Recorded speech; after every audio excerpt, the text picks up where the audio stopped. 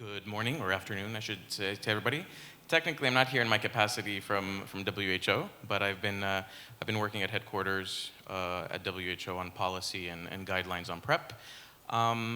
Gus, we're moderating the discussion. How shall we do this in terms of inviting individuals from the previous presentations up here? Because I don't know if we have enough spots. We've had a very rich morning. There's lots and lots of questions. I don't think it's realistic to get 9 people who've just presented up on stage. Mm-hmm. So I think basically it's just up to the audience. If you've been stimulated and interested in the last 2 sessions, please ask questions of the presenters who I just invite to answer them from the audience, basically. Mm-hmm. And if you have questions, if you in your role as moderator want to sort of like chip in with things that you've observed, then great. Okay. Indeed. So there's sort of a diverse set of themes and topics that have been presented from the range of speakers over the past hour and a half. There are, for me, there's Daniela's point on the whole concept of risk compensation and the need to evolve beyond this, I think is really important. Back in the day when WHO made its broader recommendation that PrEP should be offered to any person at substantial risk for HIV. That was an evidence-based recommendation made based on a meta-analysis. And I remember we were talking about looking at risk compensation in the trials. And for me, it's something that I just feel when talking to countries and ministries of health who want or are interested in introducing PrEP, I really don't even sort of touch the topic of risk compensation. I really speak to the point that PrEP can be a gateway for care, for services. There was an interesting point made from the Netherlands and also the Canadian colleague about Norway, from Norway. So the countries where PrEP has been formally implemented in the national healthcare system, that again, we still have challenges in getting people who can benefit from PrEP into care and also make sure that follow-up care is effectively conducted. I come from a country Greece, where we have colleagues from Greece here, where we work together to actually set up a whole PrEP implementation plan and proposal that has been given to the ministry.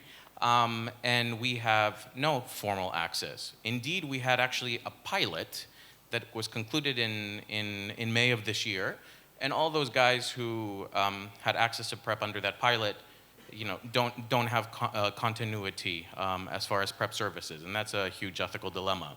So the grass is always greener on the other side. When I look at countries to the north and the west, where PrEP is available at some level in the national healthcare system.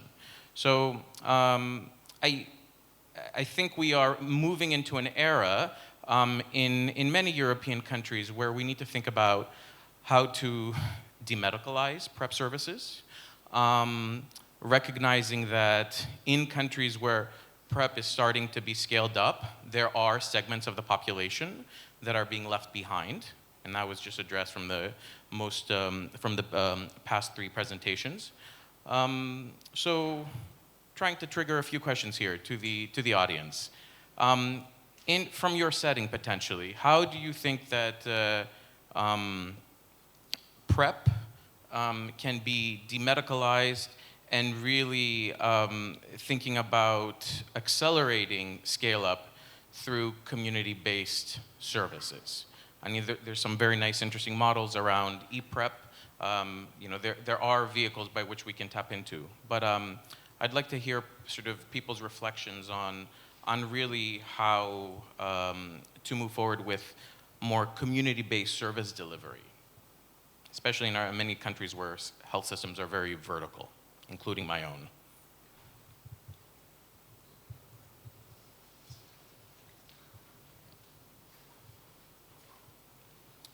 Hello, everyone. And please introduce yourself. Yeah, my name is Judy Macaulay, director at House of Rainbow, based in London. I want to say thank you to all the presenters, and I want to particularly answer your question and also mention Phil, Jose, and Ellie, their presentation focused more on people of color. Community-based culture are very different. I mean, I live in London, and the black community are underrepresented when it comes to PrEP.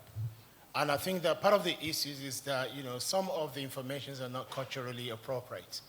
And, and of course, if you are on PrEP and you also go to church or you go to the mosque, it's a big problem. There are religious implications, and of course, the religious communities are also not ready for PrEP. I mean, we've seen the T-shirt with Truvada Hall. It's actually a sin to be on PrEP. You're going straight to hell. But at the same time, we know the importance of PrEP. And I think that, for me, I just also want to give it back to Phil, Ellie, and Jose, who has presented tremendous information about the black community and PrEP. How are we getting the message across to religious leaders? How are we getting the message into the communities, especially right here in Europe, about PrEP and how it affects us? I'm also part of a consortium of organizations where we are promoting PrEP within the black community. So my organization, which is an LGBT-led organization, is one of 6 organizations that are other, not non-LGBT organizations. So you can see the importance of getting us involved and the importance of visibility and participation. And I think that's why Phil's presentation about almost nothing about us without us is important, and the project that he's taking part in. So I want more conversations about how do we get, people of color, ethnic minorities, more involved right there. Because at the end of the day, the statistics is always saying that things are going well, but these minority groups. And, we seem to have been left behind somehow. So let's change the narratives. Thank you. Thank you very much.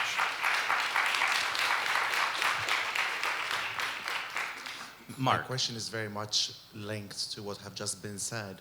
It was a great presentation, Phil. So my question to you is, I come from Malta where PrEP is still starting off, and the idea of getting someone who is black, of color, to speak about PrEP is beyond any comprehension. We have no one who is visible, who is black and living with HIV. From your experience, have you got any advice which you can give us? Any experiences, any things which work and which we do not, which from your experience, these things definitely won't work, or these things will definitely work?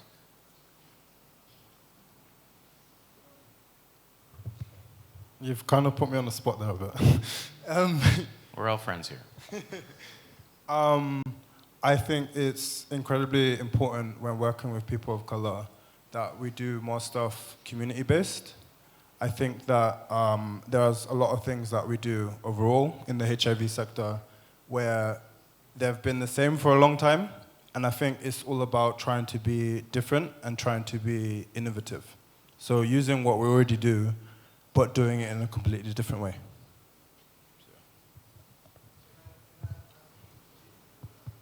Please, microphone. My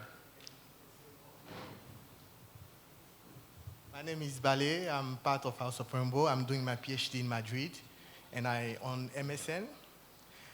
Okay, I live in Berlin, and I was part of a discovery program for the PrEP, and then I moved to Madrid, and they transferred my case in Madrid. My first question to the doctor was, how many Africans here are part of the program? And he was like, you are the first one. And I was like, what? But in Berlin, for example, I was with Praxis ESN. They asked me, do you want to be part of this program? How can we do? Because we have so many black patients here, but we don't know how to speak to them about HIV and the risks and also PrEP. So it's about having leaders who are visionaries, who think further than just being white and being comfortable. And this is something actually your question is a little bit annoying because you could actually do your own research. Me as a man of color, I don't have to teach you. You have all the resources available there. And I have to come again and teach you how to be a better person. So I think this is about doing your homework. It's about being willing to go further than where you are. Yeah. Thank you. Thank you. We have two. Thank you very much. We have 2 more questions, and then we'll have to go for break. So, Thank you very much to all for presentations. I have 2 short questions. First, questions addressed, I guess, mostly to Phil and Jose. Do you have any information on so-called informal PrEP users in your communities? This is the first. And the second, do you think that your work has to be targeted to for the integration of ethnical minorities to, let's call it, the general health system, or this niche health support will last forever because of, I don't know, cultural, political, and other circumstances. Sorry. Thank you.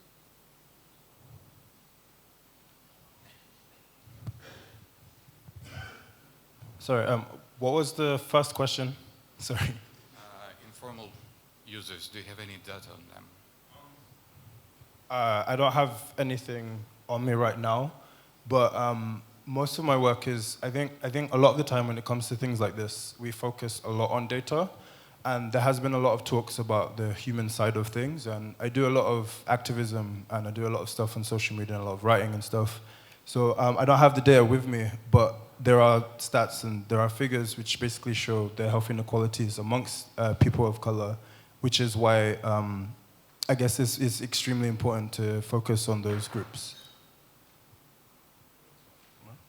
thank you for that. Now,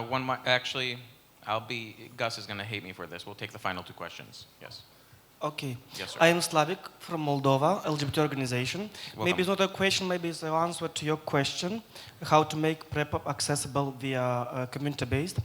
In Moldova, we have national clinical protocol on PrEP, but during 1 year, from 2018, was only 1 person on PrEP, now was 7 person on PrEP because it's medicalized, because of stigma and discrimination, because of fear to go to medical institution, and because of distance and many other barriers.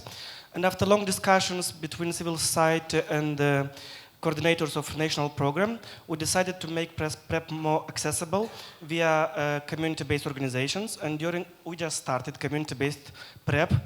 And during 2 weeks, we enrolled in PrEP already 15 MSM in our organization. But it's only the problem that the doctor is coming only 1 time a week to our organization. In the future, we have to resolve it to improve. Thanks to the PrEP, we'll take some experience and maybe improve community-based. Great, thank you. So I don't see any more questions or remarks. I just sort of want to conclude the session and just kind of articulate something that having been... 1 second, please. From the perspective of sitting as a public health bureaucrat, right? It's like sort of in supporting countries to do protocol, standard operating procedures. Do you still want Jose? It's Jose? To have a question? Oh, let me just finish my remark and then I'll give that to you. No, it's just one issue is that I think we have, in terms of our planning, in countries and even in sort of WHO, ECDC, and other agents, there's not, in my viewpoint, not enough sort of participation and influence of PrEP users and the community of PrEP users in the decision making. So I think it's just sort of a call to everybody in this room to keep pushing the envelope and actually voicing your inclusion in the upstream, in the decision making. And I think that's really critical. There was also one point that Phil made about innovation. We need to think about, again, innovation around community-based service delivery for PrEP. We need to think about how to leverage our nurses more than we have been doing. We come from many settings where it's, again, over-medicalized, where the doctors spend more time with clients, and innovation around things such as, teleprep, e-prep, what have you. So that is all from my side, and over to you, Gus. I think Jose does want to say something. I just wanted to make a comment about the community-based approach and just some learnings from ours. I think one of the most important things to keep in mind is who you're talking to. So your community-based program for heterosexuals is going to be completely different than your approach for MSM. And it seems obvious, but when we started looking at different types of programs, it's one message for everybody. And in like marketing, that doesn't work. So if you're going to talk to heterosexuals, you have to talk to them and have people that are heterosexuals to develop. Just the same thing with MSM or with Latinos or with Polish people, whatever. You got to have those people giving the message out. Yeah, just wanted to mention that. Okay. Thanks very much, but time is now eating into our eating time. Oh, that was clever, wasn't it? See what I did there? And lunch is served. I'm not going to lengthen it, so you're back at 2:30, okay? When we will be talking more about messaging. That's the next session.